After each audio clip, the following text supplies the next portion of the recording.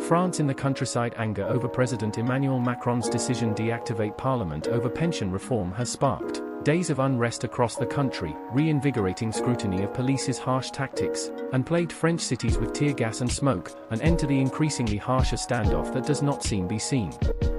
Read advertisement: first an epic fight with the unions, then a hard lock in parliament, and now a complete crisis on the streets. France's inflamed retirement dispute has worsened this week as it hardens and escalates amid protests against Macron's hugely unpopular plans. Chaos scenes in Paris and other cities.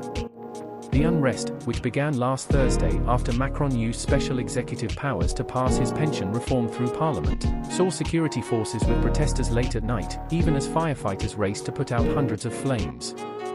Anger at Macron's perception, denying democracy, coupled with his refusal to bow to millions of peaceful protesters, produced an explosive cocktail with tons uncollected trash providing fuel. Harsh police tactics have exacerbated unrest in a spiral of violence that France is very familiar with.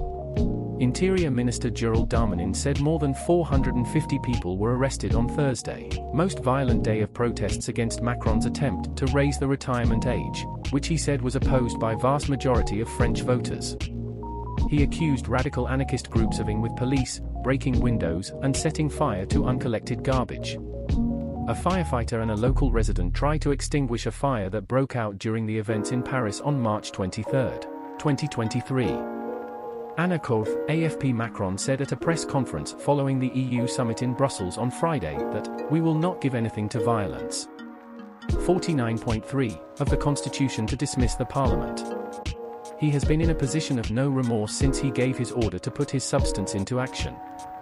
But unrest is due to new King of Britain III, who should have hosted French president in gilded royal palace of Versailles, which Macron, whom his critics have called presidential monarch. Jean-Luc Mélenchon, a leftist fiery critic Macron, immediately tweeted that the meeting of King's Versailles was disbanded by people. The British are well aware that Darmanin is useless when it comes to security, he added. An excavation French interior minister, who was brutally attacked by British press after fiasco Champions League final Paris last year. We are on the eve of rebellion. Darmanin, who is typically seen as hardline in Macron's government, is expected to give President 49.3. He was among the ministers begging him not to trigger substance, and there was a good reason for that. While months of peaceful protests were being replaced by violent outbursts of anger, he knew the reaction would fall within his mandate. From beginning of protest movement, unions have called on government not to ignore millions of peaceful demonstrators emerging in cities, towns and villages across country, warning that if it does not heed their anger, it will have dire consequences. Laurent Berger, president of France's largest trade union, moderate CFDT, said Monday, "I warn the president that he must withdraw this reform before catastrophe occurs. So far we have been meticulously legal, but the appeal of violence is there." 49.3th of the French constitution to force Macron's pension reform through parliament. His use of the material angered his opponents. Benjamin Dodman, France 24. The CFDT leader's warning, who avoided violence, was an indication of how much weather has been contagious for 3 months in bitter dispute that brought Macron face to face with a large majority of the French, a disagreement that many police officers are afraid to be on wrong side. An official, speaking on condition of anonymity, said, "The president is playing with fire. This could result in a tragedy of a protester." Darmanin told reporters that more than 400 police officers were injured streets on Thursday alone, but he did not give a figure on the number of protesters and people injured. The incident, which a woman lost her thumb. Normandy. City of Rouen. In North Lille, local police chief was slightly injured by stone, while video of this in Paris that went viral showed police officer with helmet and body armor being knocked down and knocked to the ground, after being hit in head by bullet. In many more videos, police officers were seen beating protesters and eyewitnesses at close range and firing tear gas.